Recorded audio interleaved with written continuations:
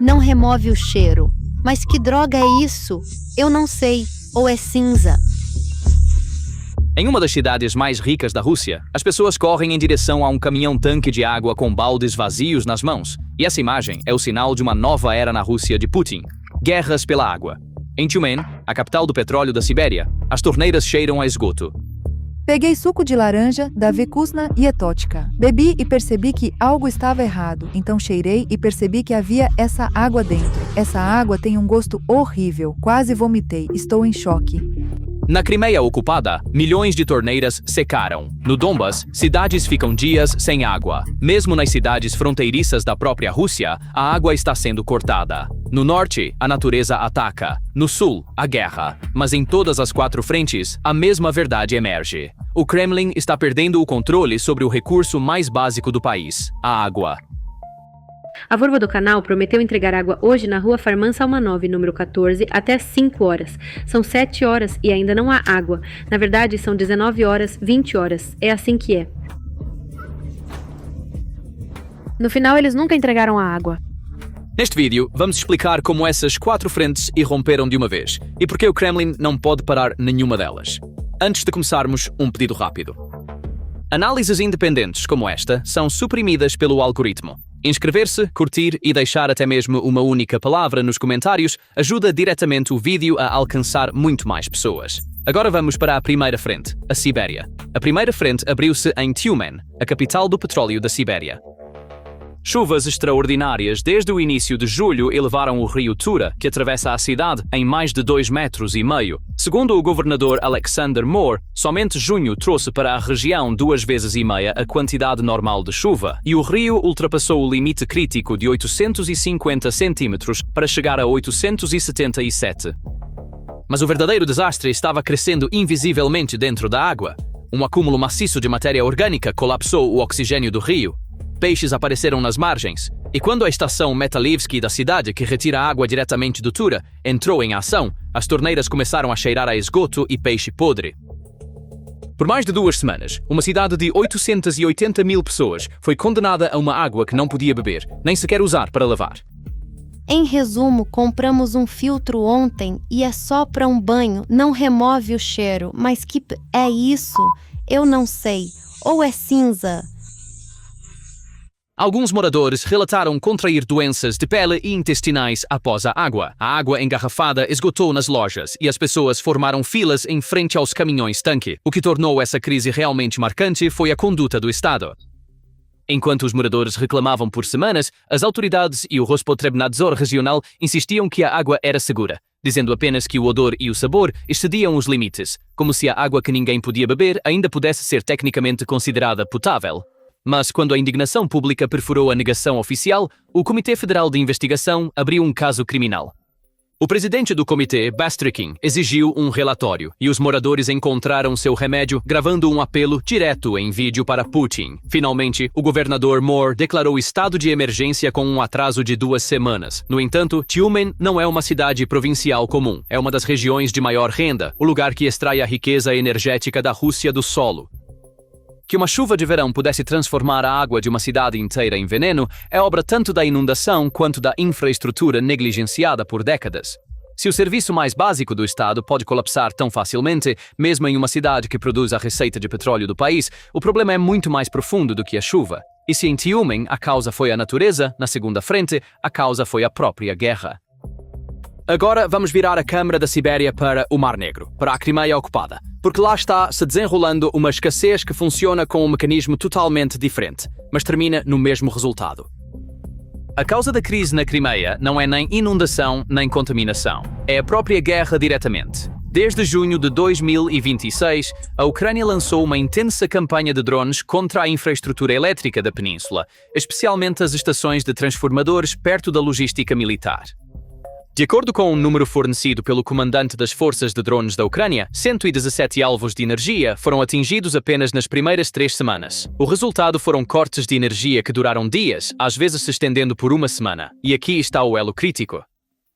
Como a Crimeia é uma península geograficamente pobre em água, a maior parte de sua água é retirada por bombas de poços profundos e reservatórios. Quando a energia é cortada, as bombas param, a pressão cai e nada sai das torneiras. Declarações oficiais relataram que 1.400.000 pessoas ficaram sem energia em uma única semana. Imagens de satélite noturnas mostraram a iluminação da península cair para 20% do normal. O golpe mais pesado atingiu a região da Steppe, no norte da Crimeia, em torno de Dzhankoi, Armiansk e Krasnoperekopsk. As interrupções se estenderam por 7 dias. Esta imagem é fundamentalmente diferente da crise de água suja em Tyumen. Lá, a água existia, mas não podia ser bebida. Aqui, a água desaparece completamente. A vida diária foi paralisada. Tomar banho, lavar roupa, usar o banheiro se tornou um luxo. Infelizmente, decidimos deixar a Crimeia temporariamente. Falta de eletricidade, junto com a falta de água, a falta de gás propano para o fogão. E as pessoas recorreram à água engarrafada, geradores e casas de parentes. As palavras dos moradores resumem a situação. Uma semana sem energia, sem água. Eu verifico à noite se a água vem. Nos vilarejos do norte, sem sequer um poço profundo, encontrar água fresca é quase impossível. Em alguns lugares, a distribuição por caminhão começou, mas a crise de combustível deixou esses caminhões parados na estrada também. As duas crises mostram dois pontos fracos diferentes do mesmo país. Em Tyumen, a natureza e a infraestrutura decadente. Na Crimeia, a guerra e uma ferida de recursos de uma década. Mas o resultado é o mesmo. Pessoas esperando por um caminhão-tanque, balde na mão e uma administração dizendo está tudo sob controle. A sede da Crimeia tem uma raiz muito mais profunda do que a crise de energia de hoje. Esta península está, de fato, seca há uma década. Cerca de 85% da água potável e de irrigação da Crimeia vinha do rio Dnipro da Ucrânia através do canal da Crimeia do Norte, construído pelos soviéticos na década de 1960. Em 2013, este canal sozinho transportou 1.500.000 metros cúbicos de água. A água tem sido uma linha de frente nesta guerra desde o início. Este não é o problema de um único verão. É uma sede estrutural que se aprofunda a cada ano desde 2014 e cada solução que o Kremlin ofereceu para essa doença crônica até hoje não passou de um remendo temporário. Para entender a crise de hoje, é preciso olhar apenas um ano atrás para a terrível seca de 2025. No ano passado, a Crimeia enfrentou uma seca prolongada e suas consequências deixaram uma marca no mapa. Pela primeira vez em uma década, algumas fozes de rios, incluindo o Belbek, pela primeira vez desde 1971, secaram completamente. Os níveis de água nos reservatórios alimentados naturalmente caíram para mínimos históricos, com reservas totais caindo para aproximadamente 75 milhões de metros cúbicos, muito abaixo dos anos anteriores. Alguns reservatórios das estepes secaram ou salinizaram completamente. Nas imagens de satélite, eles foram praticamente apagados do mapa. O reservatório Starokrimska caiu para 15%, Partizansk e Izobilny para pouco mais de 20%. O reservatório Tigan, no centro da Crimeia, que antes tinha 200 hectares, encolheu para um terço disso, com margens de argila rachada. Em lugares como a Lusta, água programada, filas e caminhões-pipa já haviam se tornado parte da vida diária. Os moradores locais diziam, alguns meses de água restantes. O aviso dos especialistas era ainda mais sombrio. A entrada de água nos reservatórios e as chuvas eram esperadas para diminuir até 2025, 2026, 2027 e provavelmente 2028. Portanto, 2025 não foi uma exceção, mas o início de uma tendência, e este ano, essa tendência se uniu a um parceiro muito mais pesado, a guerra. O que colocou a Crimeia em uma situação sem precedentes neste verão foi a colisão de dois desastres separados exatamente no mesmo momento. De um lado, os baixos níveis dos reservatórios herdados de 2025. Do outro, as greves de energia de 2026. A seca reduz a água e a guerra destrói a eletricidade que distribuiria o que resta. Esta colisão até cria um estranho falso positivo. Como o consumo caiu devido aos cortes de energia, alguns reservatórios enchem ligeiramente no papel. Mas como as bombas não funcionam, essa água nunca chega à torneira. Há água no tanque, nenhuma em casa. À medida que o calor do verão aumenta a demanda, a crise de combustível do mesmo período também paralisa a distribuição dos caminhões-tanque. Até os caminhões que transportariam água esperam na fila da gasolina. A desigualdade na distribuição de água mostra a face mais nua da crise, enquanto regiões como Sevastopol e Yalta, onde a elite militar e administrativa está concentrada, quase não têm problemas. O centro e o norte da Crimeia vivem com interrupções constantes. Nas palavras de um especialista, a península está efetivamente se dividindo em duas: a zona dos privilegiados, onde a água flui abundantemente, e o resto abandonado, condenado à água por hora. Essa divisão expõe as prioridades de um Estado em um momento de crise. A água não é mais apenas uma questão de infraestrutura, mas um mapa de classes mostrando quem é considerado digno de proteção. O custo econômico da crise também é pesado. A temporada turística da Crimeia, que a Rússia promoveu em 2014 como a recuperação da Riviera Soviética, colapsou, já que ninguém vai a um resort sem água ou energia. Mesmo nas cidades favorecidas do sul, como Yalta, a água chegando por apenas algumas horas por dia destruiu a imagem de paraíso da península. Os moradores jogam fora seus alimentos, perdem seus empregos, tentam se manter com geradores. Em algumas aldeias, sem sequer um poço profundo, encontrar água fresca é quase impossível. A água é transportada para Dzhankoi e seus arredores de outras regiões, primeiro através do esforço espontâneo de voluntários, depois por meio de uma campanha de ajuda organizada nas redes sociais, com cidadãos preenchendo o vazio deixado pelo Estado. No entanto, o drama da Crimeia é apenas o canto mais visível deste mapa. A mesma cadeia de sede se estende muito mais longe e de forma muito mais silenciosa no Donbas ocupado. O mapa da crise hídrica não termina com Tyumen e Crimeia. No Donbas ocupado, milhões de pessoas lutam com uma sede muito mais longa e muito mais silenciosa. De acordo com um relatório de final de julho da rede partidária ucraniana Atesh, Melitopol ocupada estava completamente sem água há mais de 8 dias, enquanto em Donetsk a água era fornecida apenas em um horário por algumas horas a cada 3 dias. O mecanismo aqui é alimentado pela mesma raiz que na Crimeia. Ataques da Ucrânia na infraestrutura de energia e a rede envelhecida causam cortes de energia, e bombas sem energia param a água. Mas em Donbas, o problema é agravado por anos de destruição pela guerra. Tubulações, estações de tratamento e linhas de abastecimento foram danificadas repetidamente nos combates desde 2014 e os reparos nunca foram totalmente concluídos. Em cidades como Donetsk e Makivka, a água da torneira é frequentemente enferrujada e imprópria para consumo, enquanto a água potável é obtida de caminhões-tanque e pontos de distribuição. Na região de Luhansk, mais de 20 assentamentos ficaram sem água de uma vez no início de julho. Fontes locais descreveram isso diretamente como um colapso hídrico. Para as pessoas nessas regiões, a sede não é um evento novo, mas tornou-se um modo de vida crônico. O balde e o galão tornaram-se itens permanentes na cozinha. As administrações de ocupação aqui também retratam a situação como temporária, chamando-a de trabalho de reparo. Mas a água chegando uma vez a cada 3 dias é o sinal mais claro de um colapso que se tornou permanente. Enquanto a crise em Tyumen durou 2 semanas e foi manchete, em Donbas, a mesma sede já dura meses sem chegar à tela de ninguém. E essa cadeia não se limita aos territórios ocupados. Nas próprias cidades fronteiriças da Rússia, também, a água está sendo cortada à sombra da mesma guerra. A espiral da sede alcança as cidades fronteiriças da Rússia com a Ucrânia, e lá a água se torna um alvo que a guerra atinge diretamente. Belgorod é a cidade russa sob mais pressão desde o início da guerra. No início de julho, um ataque a uma fábrica de turbinas a gás deixou a cidade sem energia e água ao mesmo tempo. O governador pediu repetidamente às autoridades que agissem, mas as falhas de infraestrutura se acumularam à medida que os ataques se intensificavam. No dia 21 de julho, drones atingiram uma barragem na região, causando danos e risco de inundação. Aqui, a água se tornou um problema duplo, tanto de interrupção quanto de ameaça de inundação.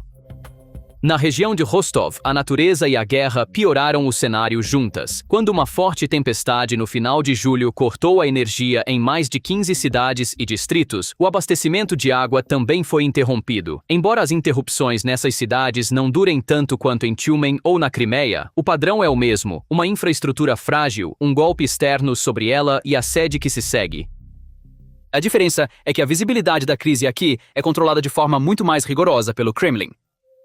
As interrupções nas regiões fronteiriças são geralmente descartadas como um problema técnico temporário, por preocupação com o moral, mas um drone caindo em uma barragem em Belgorod desencadeia a mesma cadeia que um drone caindo em um transformador na Crimeia. A água da vida moderna depende da eletricidade e a eletricidade agora está indefesa.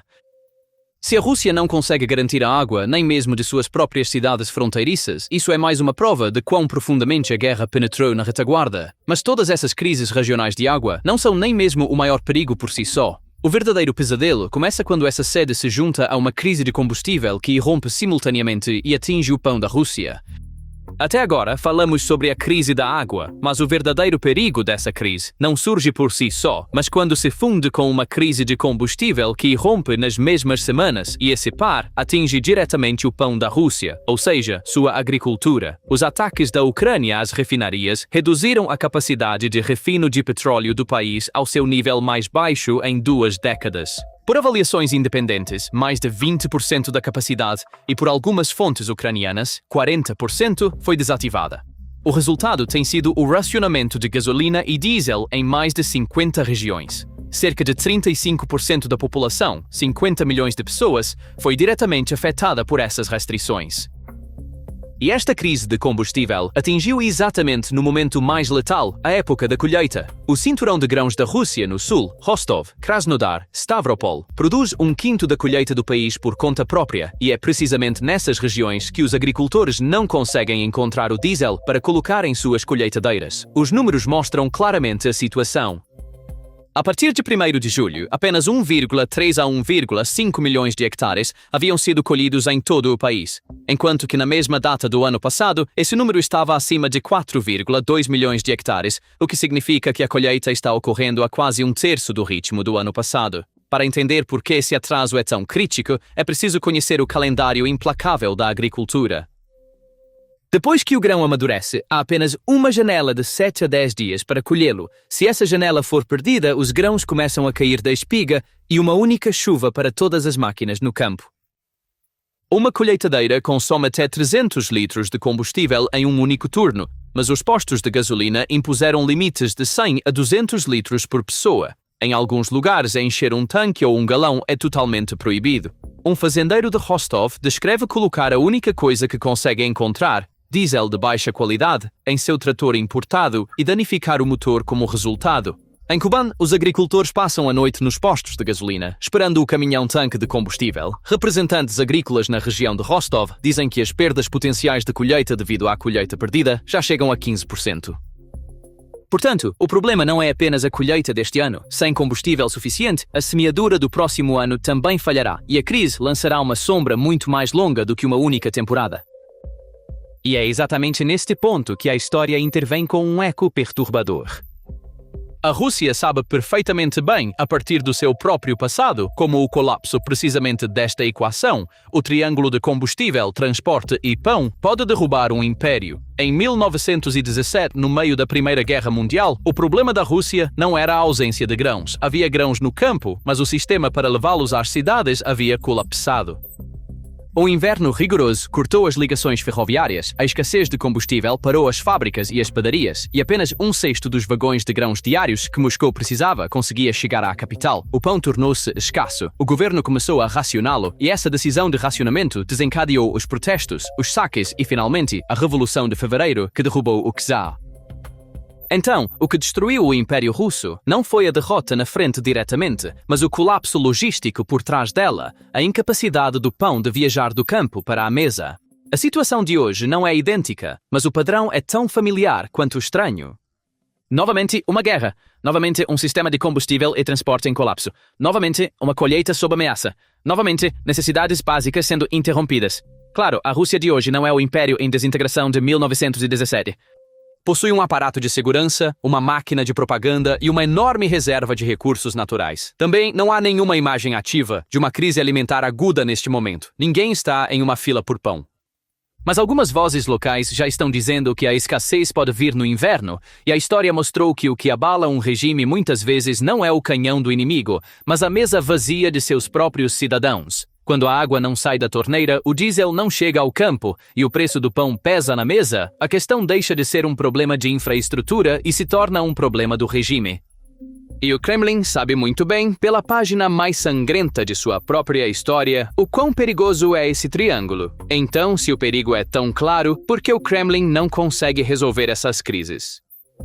A coisa mais perigosa sobre a crise de água da Crimeia é que ela é tecnicamente insolúvel. O Kremlin está sem remédio para essa doença crônica. O único endereço real de uma solução permanente era a água do Dnipro que o canal transportava. Essa fonte é totalmente inacessível enquanto a guerra continuar e a fonte do canal permanecer seca.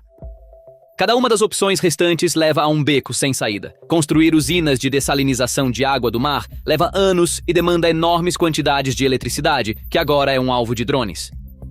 Perfuração de novos poços oferece alívio a curto prazo, mas esgota os aquíferos mais rapidamente e amplia o problema ao salinizar a água. A matemática da dessalinização é um círculo vicioso em si. Para que uma planta de tratamento funcione, é necessário eletricidade estável em grande escala, mas na Crimeia, a eletricidade é o recurso mais frágil devido aos ataques de drones.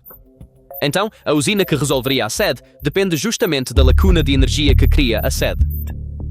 A menos que este círculo seja quebrado, a água não chega à torneira, mesmo que bilhões de rublos sejam gastos. A administração de ocupação da Rússia planejou quase 3 bilhões de rublos em subsídios federais para 2026 para manter a viticultura e a horticultura vivas. Mas o dinheiro não muda a fonte da sede, apenas adia o colapso.